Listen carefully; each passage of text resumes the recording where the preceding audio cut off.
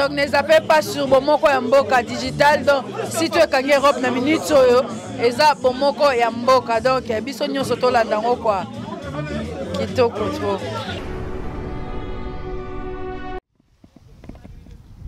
I'm going to tell you something because you don't know nothing. Bomoko ya Mboka is the only best site in the whole world for the Congolese community. If you don't like it, go home.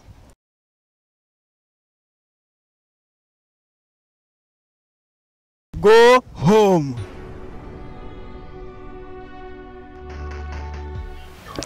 Bomoko ya Mboka är jättebra kanal. Alla tittar på den. Annars jag blir ledsen. Bienvenue chers internautes de www.bomokoyamboka.com. Très heureuse pour moi de vous savoir nombreux devant vos écrans pour le compte de votre émission Vérité en live. Aujourd'hui, nous avons réservé pour vous un compatriote congolais. Ensemble avec lui, on va essayer de parler de la situation politique en République démocratique du Congo et aussi du bilan de Joseph Kabila. Et pourquoi pas aussi parler d'autres choses. Donc, ensemble avec mon invité, on va essayer de parler de tout sauf de rien. Voilà, j'aimerais qu'il se présente déjà lui-même pour plus de précisions possibles. Bonjour messieurs. Bonjour madame. Veuillez vous présenter s'il vous plaît. Oui, moi c'est Gaston Mondi. Effectivement, les gens m'appellent Amaros. Je vis ici en Suède. Je suis résident. Je voudrais d'abord remercier Bomoko ya Mboka pour l'invitation. Merci. Pour moi, c'est un honneur et je me sens privilégié. Ouais. Voilà, merci. Et M. Gaston, vous faites de la politique déjà ou c'est comment? Je suis patriote qui aime bien son pays. Je me bats pour mon pays. Je veux le changement. Donc, je suis juste un activiste politique, quoi. Voilà. Un activiste politique. Voilà. Ok, donc voilà, il s'agit donc de M. Gaston. Et ensemble avec lui, on va vraiment parler de tant de choses que vous ignorez deux fois. Et M. Gaston est là. Il va pouvoir répondre à nos questions.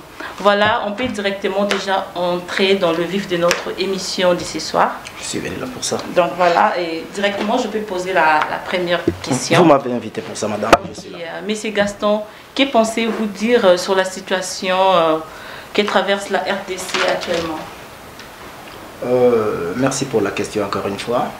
Je pense que comme nous le savons tous, je suis très inquiet personnellement et soucié, comme tout Congolais conscient, de la situation que traverse la République démocratique du Congo. Le pays traverse une zone de turbulence. Vu la situation à laquelle nous nous trouvons aujourd'hui, nous faisons face, je pense qu'il nous faut vraiment un sursaut patriotique pour sauver la patrie qui est en danger aujourd'hui. Je sais très bien que c'est notre volonté. Nous disons qu'il faut qu'il y ait l'alternance parce que c'est la volonté du peuple.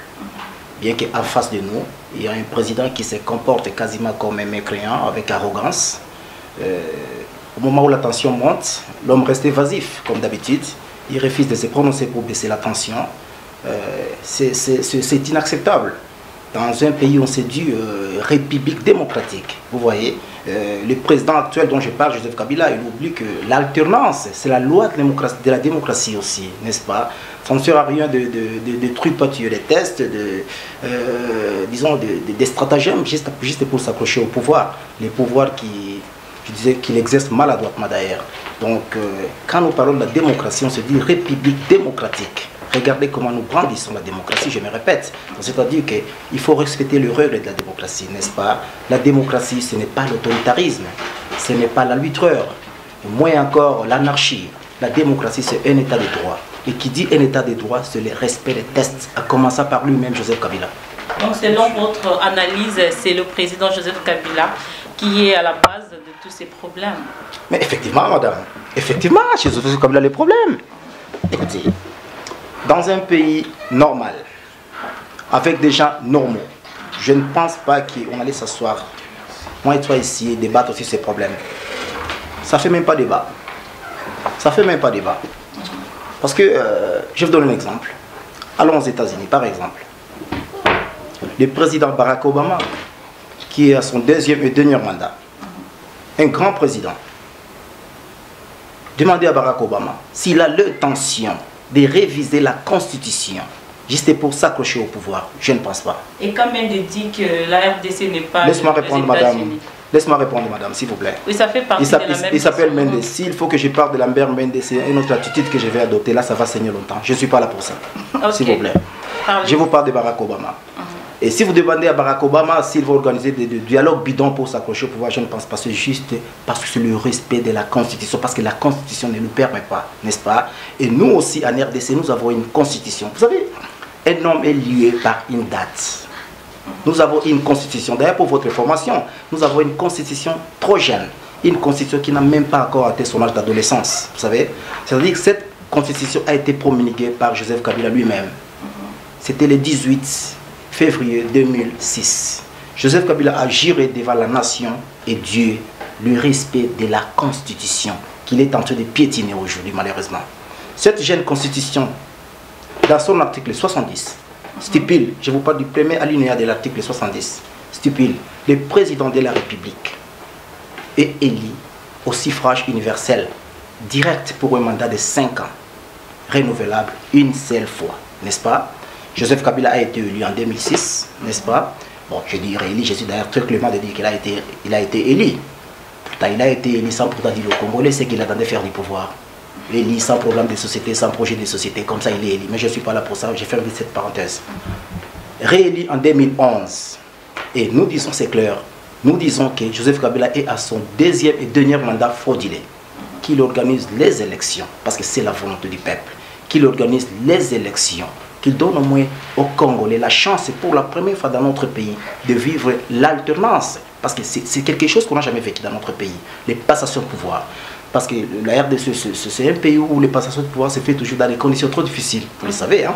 C'est l'assassinat, les coups d'État et machin. Je pense qu'il est encore trop jeune et c'est louable d'abord de quitter le pouvoir dans toute dignité, n'est-ce pas? Et il a la chance d'organiser les élections et il va rester dans l'histoire. L'histoire retiendra que Joseph Kabila, c'est lui qui avait organisé les passations de pouvoir en RDC. Et comme l'avait dit l'homme que vous venez d'évoquer ici, Lambert Mende, que l'année 2016, il y aura une passation de pouvoir civilisée entre un président qui entre et un président qui sort. Mais ça reste Lambert Mende. C'est un homme très dangereux, je ne lui fais pas confiance et je te conseille aussi de ne pas lui faire confiance. Voilà, je continue. C'est juste pour une façon de te dire que la Constitution, c'est la loi mère de la nation. Vous comprenez? Quand vous violez la Constitution tous les 4 matins, c'est comme si, je reste dans la logique, hein, c'est comme si vous violez votre propre maman et tu prends du plaisir à le faire. C'est ça un peu. La Constitution, c'est sacré. Vous savez, l'homme en question, Joseph Kabila, et à chaque fois qu'il est en difficulté, il faut toujours aménager pour lui. Il faut aménager pour lui. C'est trop quand même. Il faut qu'on respecte la Constitution. Et Joseph Kabila, nous demandons à Joseph Kabila qu'il y a l'alternance. Qu'il y a l'alternance dans notre pays, c'est notre volonté. Ça ne sert à rien de s'accrocher au pouvoir. Donc c'est ça la volonté du peuple. Donc c'est ça la volonté du peuple, mais en ces moments où nous parlons, il y a Corneille Nangaa, le président de la CENI, qui a dit que c'est quasiment impossible qu'il y ait les élections plutôt en décembre 2016. Il va falloir qu'on ajoute encore 16 mois pour une bonne organisation des élections. Que pensez-vous de ça? C'est ridicule cette déclaration. C'est ridicule. Et toi, tu t'attendais à quoi, madame? Ben, c'est moi qui vous pose des questions, messieurs. Ben, en fait, je ne t'ai pas posé. Moi, je dis que toi, tu t'attendais. Moi, je ne suis pas naïf. Moi, je ne suis pas naïf. Et je sais que Corneille Nangaa est là pour favoriser le glissement. N'est-ce pas? Mais je ne regarde pas les choses dans ces contextes-là. Vous voyez, je regarde Corneille Nangaa, je sais que Corneille Nangaa, je lui respecte, je respecte son talent, c'est un homme de qualité, il a tout pour diriger la CENI, n'est-ce pas? Oui. Mais je rentre dans le contexte que c'est lui le président de la CENI, vous comprenez? Et quand on est président de la CENI, il faut faire attention à ce que l'on dit et la manière dont on dit les choses, n'est-ce pas? C'est pourquoi je vous disais que nous sommes dans une république bananière, où nous agendons aujourd'hui des monstres et des vipères. Pourquoi? Je m'explique. Expliquez-vous alors. Je m'explique. Quand on est président de la CENI et qu'on dit, c'est-à-dire la Constitution est violée à tout moment, et qu'on dit qu'il faut 16 mois pour organiser des bonnes élections, c'est-à-dire hors délai constitutionnel, n'est-ce pas? Là aussi, il a violé la Constitution. Le Messie a encore violé la Constitution. Je ne suis pas dans cette logique-là. Et je vous dis ceci.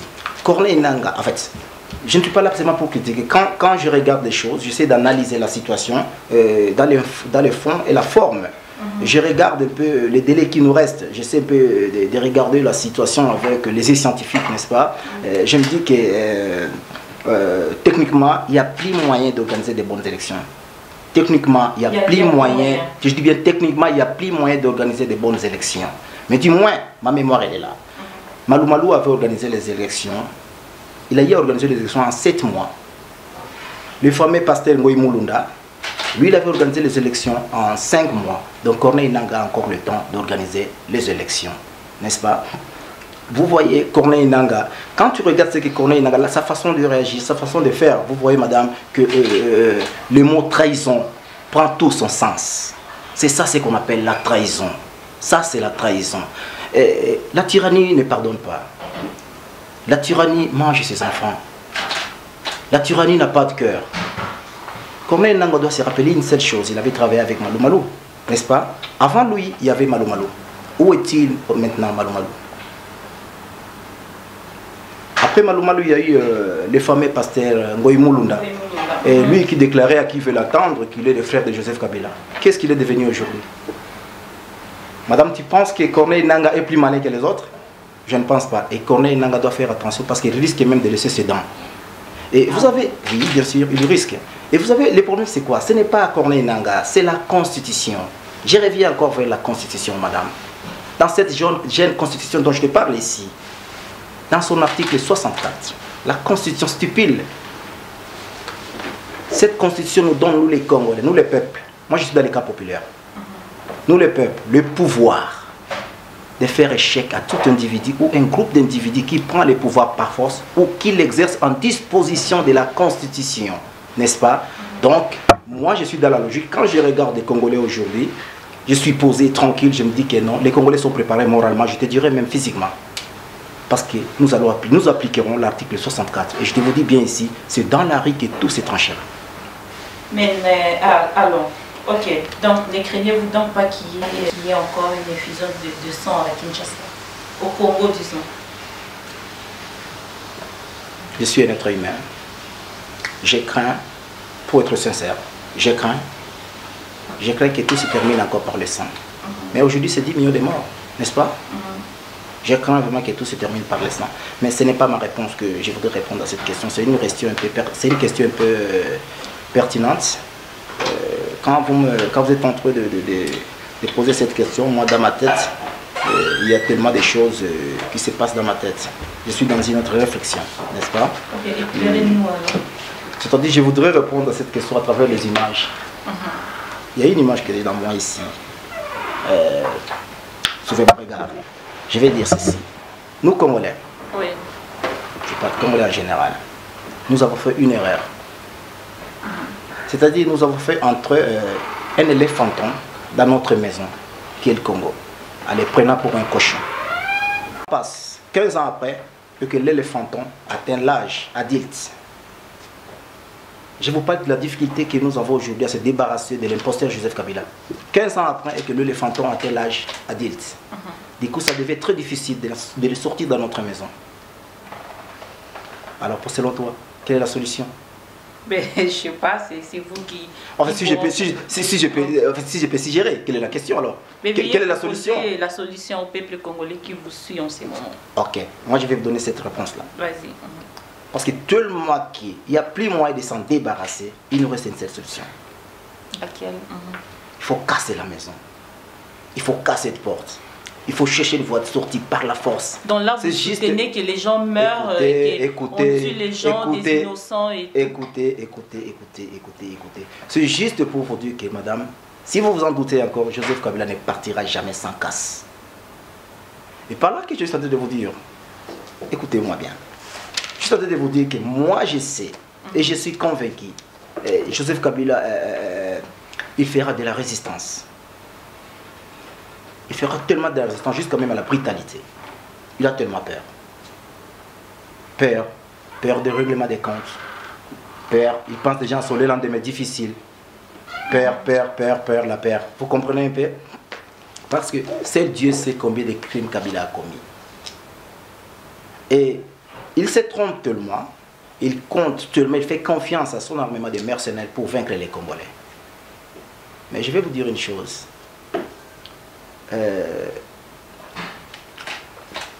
j'ai une expérience de la vie et mon expérience m'apprend beaucoup de choses. Quand on veut toujours imposer sa volonté à la nature, quand on veut imposer sa volonté à la nature, Joseph Kabila doit se rappeler d'une chose. Avant d'agir, avant de massacrer les Congolais, il doit d'abord regarder en arrière si la logique est au rendez-vous. Et moi, je ne pense pas que la logique est au rendez-vous. Mais ils ont des armes et les Congolais n'ont pas des armes. C'est 70 millions d'habitants. Tu ne peux pas compliquer quelles soient les armes. C'est 70 millions de Congolais. Et nous sommes prêts. Je vous disais ceci. Ça ne sert à rien d'imposer sa volonté à la nature. Parce que souvent, quand on impose sa propre volonté à la nature, on obtient toujours et souvent l'inverse de l'effet désiré. Croyez-moi. Wait and see. Joseph Kabila, je le vois droit au mur. Il s'est trompé. Il s'est trompé. Ok. Vous savez, c'est ça. La cour du roi est toujours remplie par des flatteurs. On lui dit que non, toi tu es le plus fort, il n'y a rien, les Congolais sont là, ils sont des naïfs. Ce sont des pérés. C'est ça la cour du roi. Les gens qui sont là juste pour protéger leurs intérêts, pour prolonger le plaisir, sont dans le plaisir léger, la perte des consciences et l'illusion de l'éternité des choses. Pour eux, Kabila, il doit rester là-bas pour des bons. Vous voyez, c'est ça ce qu'on appelle l'illusion de l'éternité des choses. Tout a une fin. Tout a une fin. Ok, donc... quel sera votre discours sur le bilan de Joseph Kabila pendant ces 15 années passées à la tête du gouvernement? Le bilan de Joseph Kabila. Oui. J'attendais parler de 5 chantiers du président. J'attendais parler de modernité de la révolution, de réalisations fabuleuses de Joseph Kabila. Waouh, j'étais très curieux, j'ai dit ce type ici, il a transformé mon pays. Hein. Pour votre information, j'étais au pays, hein, il y a quelques mois parce que j'étais au pays. Okay. Je m'attendais à ce que je vais voir comment Joseph Kabila a transformé le pays. Je reste dans la logique de... Vous savez, il faut être réaliste. J'ai vu des signaux. J'ai vu des signaux, mais des faibles signaux. Par rapport à ce que Joseph Kabila a promis aux Congolais, c'est insignifiant. Et quand je vois Joseph Kabila, et vous oubliez qu'il avait parlé aussi de l'émergence, hein, qu'il va faire de la RDC une nation puissante, prospère. Il a dit encore, j'ai entendu parler de 28 mesures urgentes pour la stabilisation de l'économie congolaise. Dans l'un de ses speeches de la nation, là, le type est allé trop loin. Il a dit qu'il va transformer la RDC, il va faire de la RDC un pôle de l'intelligence et du savoir-faire. Waouh! Que des mots! Rien que des mots. Donc il n'a rien réalisé. Rien que des mots. On ne dirige pas un pays avec des vocabulaires. Les sommets de l'État, ce n'est pas un lieu d'apprentissage. Les sommets de l'État, ce n'est pas un lieu d'apprentissage. Là où moi je me pose des questions. Est-ce que Joseph Kabila, je sais qu'il est entouré par les professionnels de communication. Là, je suis convaincu. Et moi, je me pose la question, en tant que lui-même, en tant que président de la République, est-ce que Joseph Kabila, lui-même, il prend le temps de lire ses discours avant de les présenter devant la nation? Je me pose des questions en tant qu'intellectuel. Je me dis, est-ce que Joseph Kabila, il examine les contenus sémantiques de ses discours? Pour diriger les gens, il faut avoir une intelligence politique. Mais il a quand même pu construire des routes à Kinshasa. C'est aussi dans le cadre des 5 chantiers du président de la République. Je vous ai dit ici, j'ai vu des signaux. C'est insignifiant. C'est 15 ans de pouvoir, madame. Vous me demandez de parler du bilan de Joseph Kabila. Je suis tenté de vous dire ici clairement que j'ai vu des signaux, mais c'est insignifiant. J'arrive. Je suis en train de vous répondre, n'est-ce pas? Ok. Je disais que pour diriger les gens, il faut avoir une intelligence de la conduite des hommes. Il faut savoir être à l'écoute de la population. C'est qu'on appelle écouter la voix de la raison. On ne dirige pas un pays en faisant de gens comme je ne sais quoi. Joseph Kabila, il est tellement à côté, il a montré ses limites. Il a montré tellement ses limites. Vous savez, quand on n'a pas été à l'école et qu'on n'a pas eu le temps de passer les heures et les heures sur les bancs de l'école. Là, vous suggérez que Joseph Kabila n'a pas pu étudier. Écoutez ma réponse. Vous m'avez invité ici pour répondre à vos questions, non? N'est-ce pas? N'est-ce pas? Là, vous êtes en train de dire des choses un peu graves, donc expliquez-nous vraiment à fond. Peut-être vous en savez trop et que d'autres ignorent. Ok. Quand on n'a pas été à l'école, je disais quand on n'a pas été à l'école et qu'on n'a pas eu le temps de passer les heures et les heures sur les bancs de l'école, le temps d'analyser les tests, de sonder les mots, bref, à comprendre l'importance de l'abondance du matière. Tu vois ce que ça donne? Je ne veux pas aller trop loin pour le respect de sa présidence. Je préfère parler de son bilan. 15 ans de pouvoir, n'est-ce pas? Pendant ces 15 ans de pouvoir, Joseph Kabila, 15 ans de pouvoir. Pendant ces 15 ans, madame, Joseph Kabila a été incapable de donner aux Congolais ne fût-ce qu'une carte d'identité. Joseph Kabila a été incapable de donner aux Congolais l'eau courante, l'électricité. Inutile de parler des soins de santé, l'éducation de qualité. Aujourd'hui, ça fait 18 millions de Congolais qui ne savent pas lire ni écrire. Où va la République? Où va la République? Attends, je vais vous faire une démonstration. Comme vous voulez, je vous donne le bilan de Joseph Kabila, je vais vous faire une démonstration ici. Je vais vous donner le bilan de Joseph Kabila en chiffres. Joseph Kabila, parce qu'on dit que en fait, l'élégance nous impose quand même la reconnaissance du succès de votre adversaire. Et moi, j'ai toujours considéré Joseph Kabila comme mon adversaire. Je vais vous dire là où Joseph Kabila a cartonné, le succès de Joseph Kabila. Joseph Kabila, c'est 10 millions de morts. Joseph Kabila, c'est 6 millions de déplacés. Les gens qui ont déplacé leur village pour aller vivre dans la forêt. À cause d'une guerre injuste que Joseph Kabila les a imposée à l'Est. Joseph Kabila, c'est 18 millions de Congolais, de personnes analphabètes. Joseph Kabila, c'est 3 millions de femmes violées, sans exception d'âge. Joseph Kabila, c'est 7 millions des enfants qui ne vont pas à l'école. Joseph Kabila, c'est 1,5 million des enfants soldats. Où va la République? Et vous voulez vous accrocher au pouvoir? Et ce qui m'agace, ce qui me déchire les cœurs, c'est quoi? Ce qui est agaçant dans tout ça, c'est quoi, madame? C'est qu'il y a encore certains de nos compatriotes qui continuent à courbetter, hein, à attribuer à Joseph Kabila des qualités qu'il n'a pas. Dis-moi, vous pensez vraiment que Joseph Kabila est au Congo pour diriger les Congolais, pour gouverner les Congolais? Moi, je ne pense pas. Joseph Kabila a une mission au Congo pour l'extermination des Congolais, pour esclavagiser les Congolais. Dans quel pays du monde où on met la police dans la rue, juste pour interdire à la population de se réjouir après la victoire de son équipe nationale? Même Mobutu, au firmament de sa dictature, il n'a jamais osé faire ça au peuple congolais. Il n'a jamais osé faire ça. Ça montre encore une fois que l'homme a transformé la RDC en un camp de concentration. Est-ce que moi, des questions que je me pose, je me dis, est-ce que la RDC, c'est vraiment un État? Je dis non. Ça fait très longtemps que mon pays a cessé d'exister comme un État. C'est juste un lieu, c'est-à-dire un repère de malfrats où on trouve à sa tête un chef de gang qu'on appelle président. Voilà. Donc voilà, c'est un peu profond ce que vous venez de dire tout à l'heure. Parlons à présent du dialogue national. On constate que les Congolais semblent être divisés sur ces dossiers-là. Il y a ceux-là qui sont pour la tenue du dialogue national et d'autres qui sont contre la tenue du dialogue. Que diriez-vous par rapport à cela? Dialogue. Dialogue. Vous me parlez de dialogue. Vous savez, je ne vais pas répondre de dialogue dans ces contextes dont vous m'amenez. Okay, attends, vous m'amenez dans un contexte difficile pour répondre des dialogues. Je vais répondre des dialogues. Je vais d'abord parler les dialogues dans les vrais contextes de dialogue. N'est-ce pas?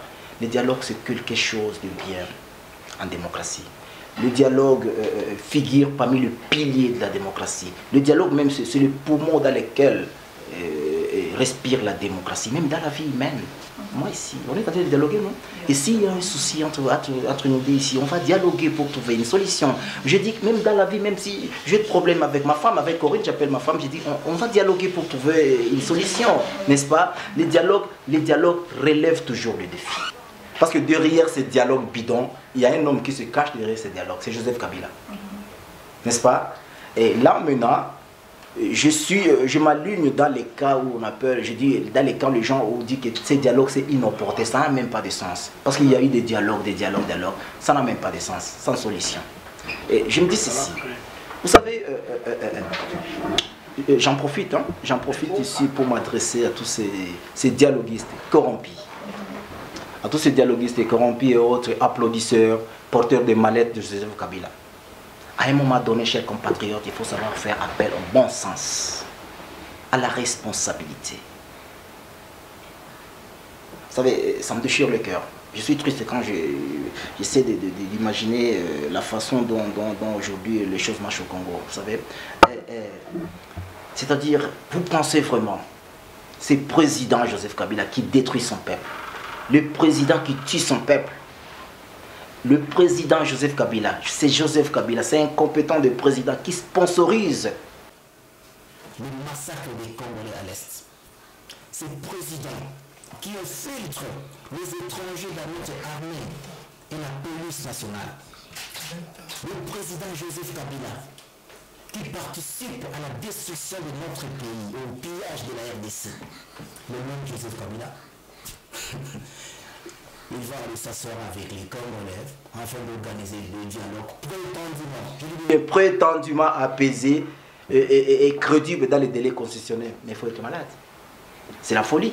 Mais si c'est pour aboutir à des solutions... Mais il faut être... Écoutez, madame, vous n'avez pas besoin d'être un prophète, moins encore un magicien pour comprendre qu'il y a un piège. Mais moi, j'appelle même c'est un piège d'amateur. C'est un piège d'amateur. Parce que c'est un piège d'amateur, pourquoi? Nous savons tous là où Kabila va nous amener. C'est devenu même un secret de polichinelle de révéler ici que Joseph Kabila rêve même d'une présidence à vie dans notre pays. Parce que ce que Joseph Kabila cherche, c'est quoi? C'est réviser la constitution, mettre une transition à pied, c'est bonjour le glissement. C'est ça son objectif. Et alors, nous disons ceci à tous ces dialoguistes corrompus. Personne. Alors personne. Moins encore un couple d'individus non mandatés par le peuple. Je dis bien non mandatés par le peuple.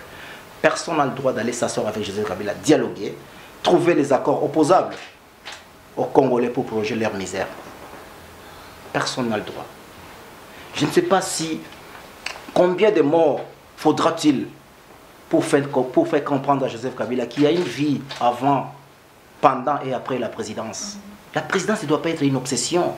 Mais comme Mobutu en a fait 32 ans de pouvoir... Il peut rêver comme il veut. Il peut rêver comme il veut, c'est son droit. C'est gratuit de rêver. Mais qu'il y a une vie, je dis qu'il y a une vie après avoir été ministre. Il y a une vie après avoir été président de l'Assemblée nationale. Il y a une vie après avoir été première dame. Il y a une vie.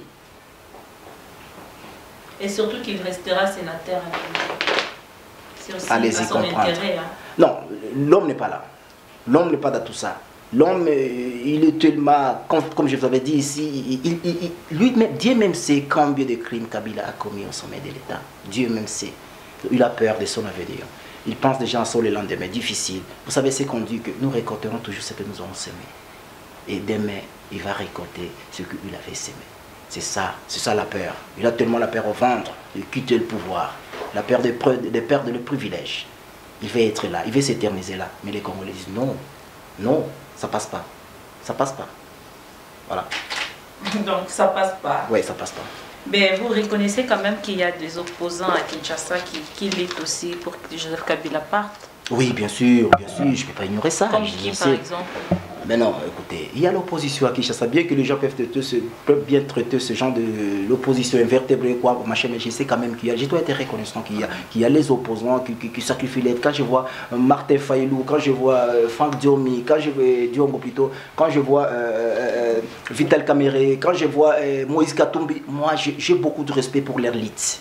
Vous savez, j'ai beaucoup de respect pour les... Je les respecte beaucoup. Et d'ailleurs, je l'ai toujours dit et je les maintiens, qu'il faut combattre avec ceux qui combattent. Notre objectif, c'est quoi? C'est-à-dire que de faire partir Joseph Kabila. C'est ça l'objectif. Et moi, je respecte leur combat aussi. Ouais, juste aussi une proposition. Pourquoi ne pas donner la chance à des gens comme Messie Honorable et Messie Honorine Rwanda plutôt, d'être à la tête du gouvernement en République démocratique du Congo?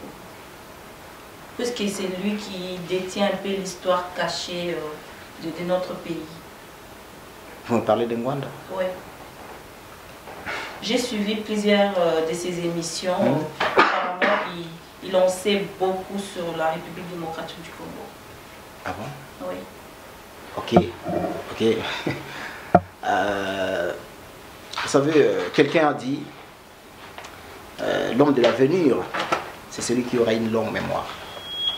Et moi, je parie que je suis l'homme de l'avenir. Donc c'est vous l'homme de l'avenir? Je pense. Parce que j'ai une longue mémoire.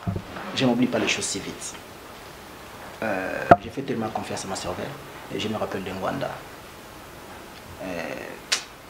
C'est une question...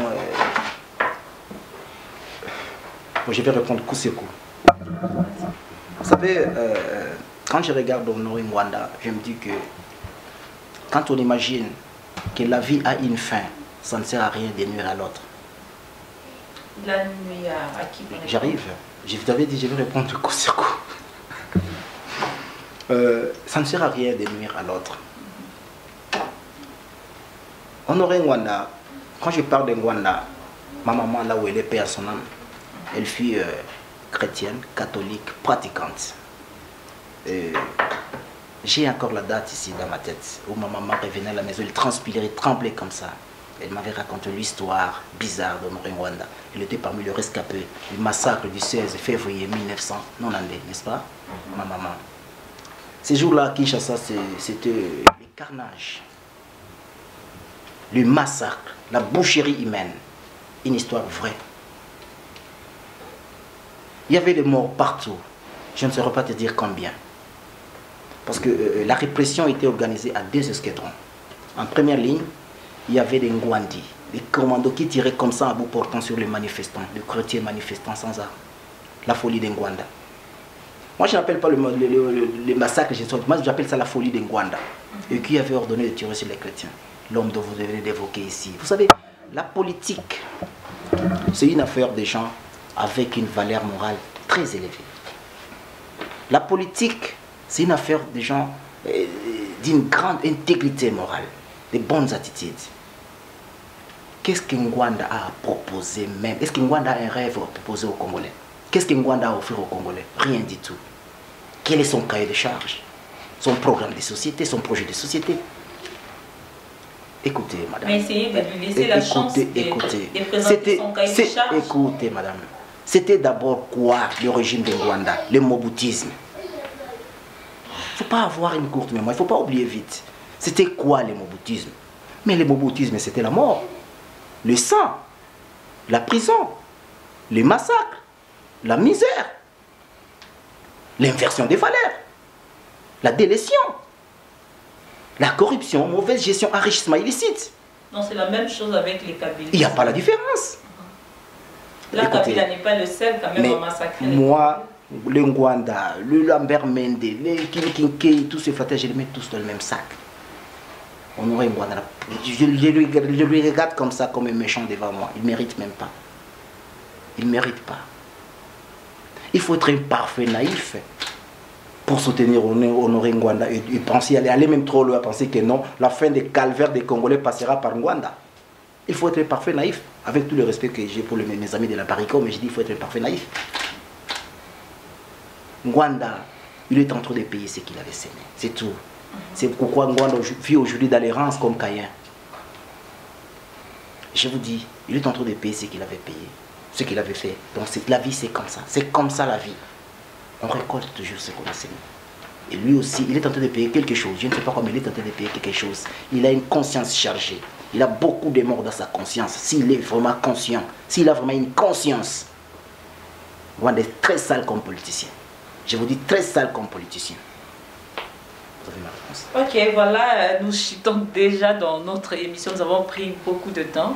Et juste une toute dernière question plutôt. Par rapport au combat. Et on remarque partout en Europe, il y a des combattants qui organisent des manifestations par-ci, par-là. Alors qu'ici, là où vous êtes résident en Suède, il n'y a quasiment rien qui s'est fait. Je ne sais pas, qu'est-ce que vous allez nous dire? Il y a des combattants ici où ça n'existe pas. Je suis parmi les cofondateurs des Congo Moko. Moi, Guy Peniel, mon frère Aguirre Mazani, c'est comme ça que nous avons battu l'édifice. Je ne sais pas comment ça évolue aujourd'hui parce que je ne suis pas là. Mais combattant, c'est quoi, selon vous? Être combattant, c'est quoi? C'est multiplier des vidéos, insulter les gens? C'est de rester devant ton ordinateur en train de parler n'importe quoi? Je ne pense pas. Donc, la lutte, ce n'est pas les insultes. La lutte, c'est les idées, convaincre. Être combattant, c'est un état d'esprit. C'est un état d'esprit qui anime tout Congolais, soucié d'apporter un changement dans son pays. Maintenant, cet état d'esprit est caractérisé par de divers agissements. D'ailleurs, c'était avant-hier où j'ai discuté avec l'une de ma petite sœur que j'aime bien. Elle renferme tellement beaucoup de qualités. Je salue d'ailleurs en passant Iguette Pachimol. Elle m'avait posé beaucoup de questions sur les combattants. Moi, je vois comme ça, les combattants comme ça. Elle me taquine avec tant de questions. Je disais que Iguette des bonnes choses là où tu es. Donc, je disais que les combattants, c'est ici qu'on est combattant, madame. C'est un état d'esprit qui anime tout Congolais soucié d'apporter un changement dans son pays, n'est-ce pas? Maintenant, cet état d'esprit est caractérisé par, je disais, par de divers agissements. À chacun, comment il va conduire sa pensée ou son action. Les autres sont dans les lumbe, moite. Moi, je ne m'aligne pas dans cette logique. Là, vous condamnez... Non. Je ne m'aligne pas dans cette logique. L'objectif, c'est de déstabiliser le régime en place. Moi, je suis dans les combats idéaux. Mais c'est ce qu'ils essayent de faire, quand même. Je vous dis ici... Ça aide de l'impact, quand même. Oui, bien sûr. Mais écoutez, on ne peut pas voir tout le monde de la même façon. On ne peut pas tous on ne peut pas parler le même langage. Non. Je vous dis, moi, je suis dans les combats idéaux. Je suis dans la réflexion. Mais quand même, les lumbe, moite, ça aide de l'impact, comme tu viens de le dire. Et je les encourage. C'est leur façon de déstabiliser les régimes en place. Et moi, je suis dans l'autre côté, dans les combats idéaux. C'est comme ça que moi, je vois les combattants. Je répète, c'est un état d'esprit. La lutte, ce n'est pas leurs insultes. La lutte, ce n'est pas ingérer les gens, c'est leurs idées. Converser un cahier de charge. C'est ça la lutte. Voilà, c'est comme ça que moi je vois les combattants. Mais je vous dis, si en Suède, il y a quand même un peu de pression, les amis qu'on appelle Congo Moko. Je vois multiplier des réunions, je suis convaincu parce qu'il y a aussi un ami qui est là, Papi Rock, qui est un ami de longue date, quelqu'un qui est un ami aussi qui en fait beaucoup de qualités, mais un vrai patriote qui aime bien son pays. Je le vois en train de se battre pour Congo Moko. Mais on les sent pas. C'est là vous. Mais moi je suis là, j'ai lu leur travail, hein. C'est louablement. Ils font un travail de titan. Moi je pense. Ils font en coulisses, disons. Je ne saurais pas te répondre parce que je ne suis pas avec eux. Ok, donc voilà, et nous sommes vraiment arrivés à la fin de notre émission d'aujourd'hui. Juste un dernier mot par rapport à cette émission. Peut-être une solution que vous pourriez proposer au peuple congolais qui vous suivent en ces moments. Laquelle solution? Une solution par rapport à toutes ces choses qui se passent actuellement en République démocratique du Congo. Mais écoutez, ce que je vais dire aux Congolais, c'est qu'il n'y a pas un Messie qui viendra résoudre nos problèmes. Que vous allez à l'église, Nzambe Akosala, non, ce n'est pas un problème de Nzambe Akosala. Le peuple souverain doit se libérer lui-même. C'est ça le message. Donc, nous avons tout entre nos mains. Il y a l'article 64 que nous allons prendre au moment opportun. Et il faut montrer à Kabila la porte de sortie. S'il le sait de s'entêter, on va lui aider à partir tranquillement. Voilà. C'est 70 millions de Congolais, quel que soit ce qu'il a, mais c'est 70 millions, ça ne sert à rien. Il ne peut pas faire la tête avec les Congolais. Donc, si Kabila essaye, parce que moi, comme je t'avais dit ici, je sais que l'homme va faire de la résistance, mais c'est là où il se trompe. Il va se briser les dents. Voilà, Kabila va se briser les dents. Et on est vraiment à la fin. C'était un réel plaisir pour moi de vous recevoir dans cette émission. Le plaisir est partagé, madame. Et je fais un appel à tous les acteurs politiques. Si vous voulez bien participer à cette émission, n'hésitez pas à contacter Bomoko Yamboka. On est là pour vous. On va vous recevoir.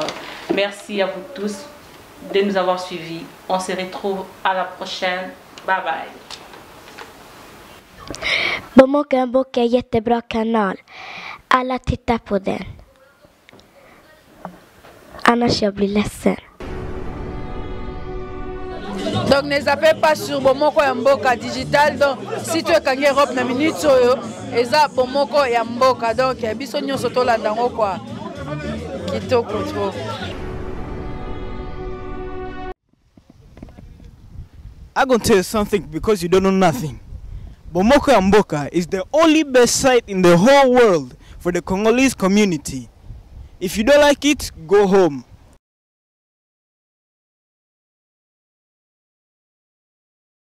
Go home.